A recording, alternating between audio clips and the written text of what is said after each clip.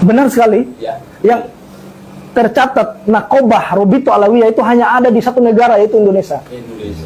Jadi kalau Pak Kiai-Kiai NU ini menghancurkan Robito, tidak ada penguatnya. Kalau Bani Hasim di sini diruntuhkan, di Maroko masih ada.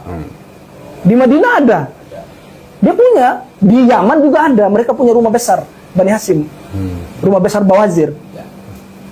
Kalau Robito Alawiyah, saudara NU langsung mengatakan Mbak Alawi bukan durian Nabi, hapus itu Robito, udah harus hilang. Berarti bubarkan saja.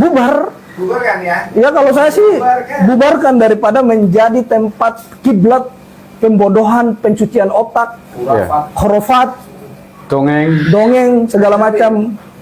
Gus, saya itu memang beberapa minggu saya fokus tentang tokoh yang bernama Fakih Al-Muqaddam ini.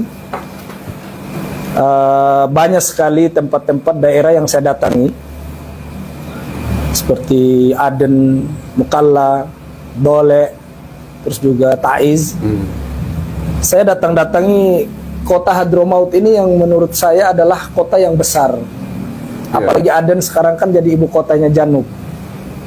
Kan pecah menjadi dua sekarang, Janub sama Shimal. Cara besar. Karena perang saudara ini yang terjadi di Yaman. Terus yang kedua, bahwasanya beberapa kali saya tanya orang-orang Yaman tentang Fakih Al-Muqaddam, itu tidak ada yang kenal. Ya karena sudah banyak ya di lab, di video waktu di TikTok kan saya lab. Saya tanya langsung kepada orang-orang Yaman di daerah-daerah yang besar ya. Yaman Selatan apa Yaman Utara? Yaman Selatan. Tidak ada yang kenal Fakih Al-Muqaddam? Tidak ada yang kenal. Serius itu? Serius. Loh, padahal di sini kan begitu diagungkan itu.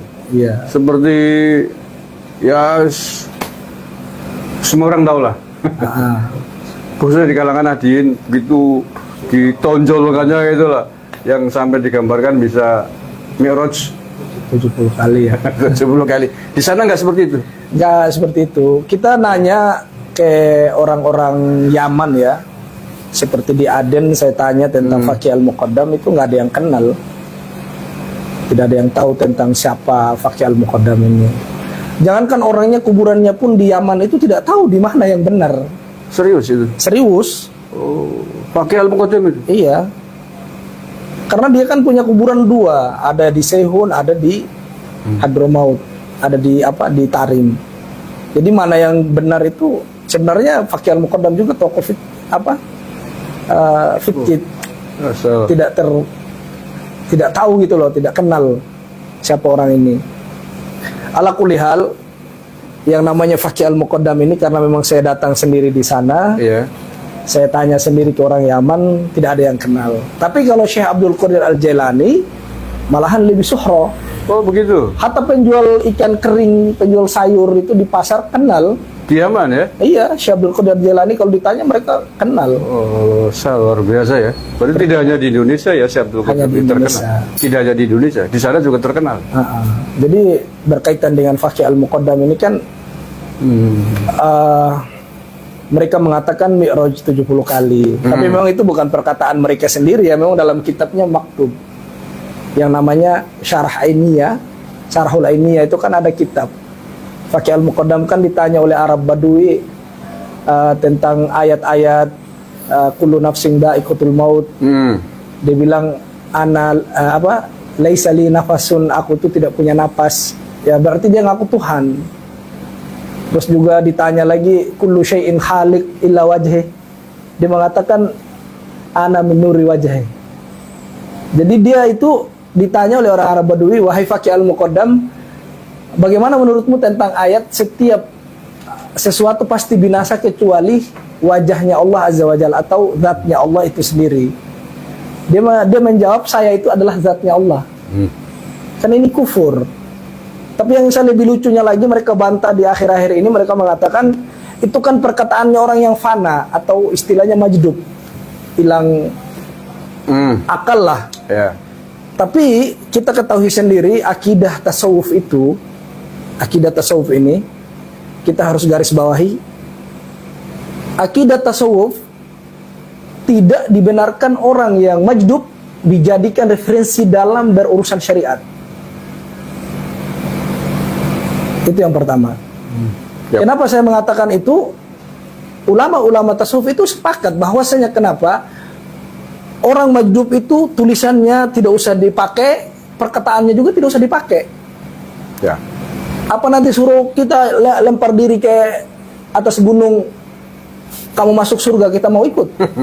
Kan nggak mungkin. Ya. Makanya kalau saya lihat orang yang mengatakan saya adalah orang tasawuf, paling tasawuf, di mana ketasawufan Anda nggak paham terhadap akidah tasawuf yang sebenarnya. Malahan orang majdub yang disepakati oleh orang tasawuf, mereka memakai jadikan dalil.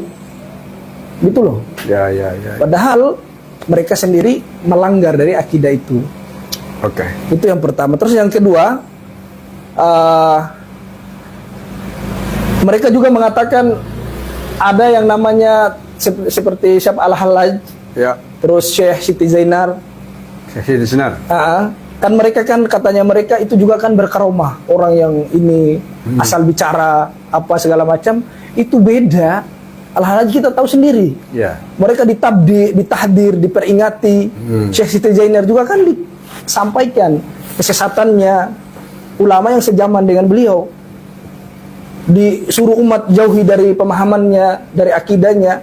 Itu menunjukkan bahwasanya ulama yang bersama dengan Syekh Siti Zainar itu sudah mengingatkan dari umat.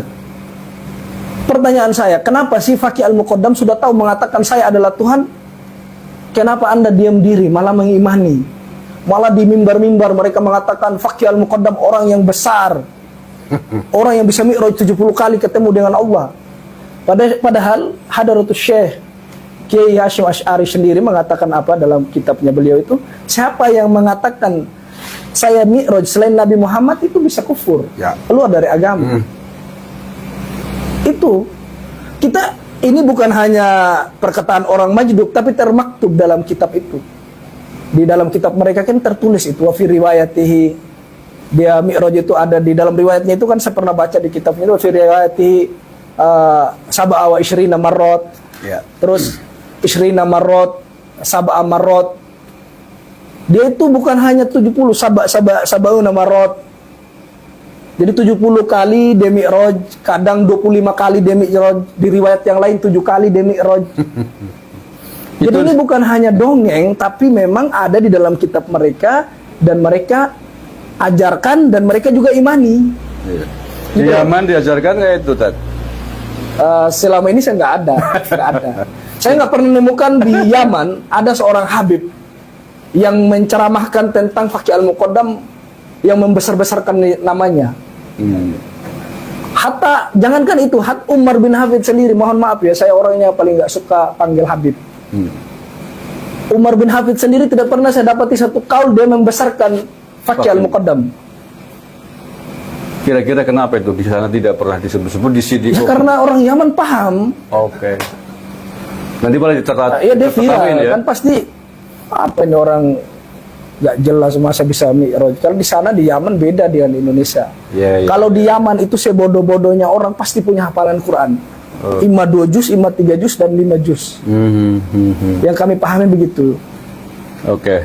Kemudian pertanyaan berikutnya, Bang Nasab.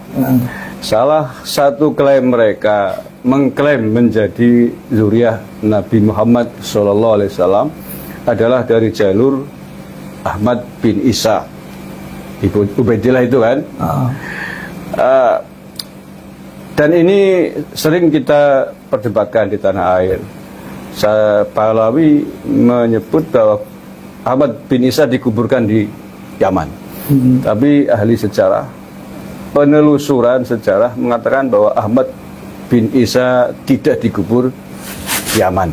Nah, di Bang Nasab yang lama di Yaman tentu lebih faktual, tentu lebih akurat untuk menceritakan itu. Apakah benar Ahmad bin Isa dikubur di Yaman?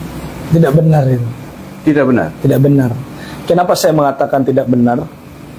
Ahmad bin Isa ini kita sudah cari tahu di mana kuburannya, nggak tahu. Nggak ada. Nggak ada. Mereka mengatakan ada kuburan, tapi kan mereka itu terbantahkan kuburan yang ada di Irak. Orang-orang di negara Irak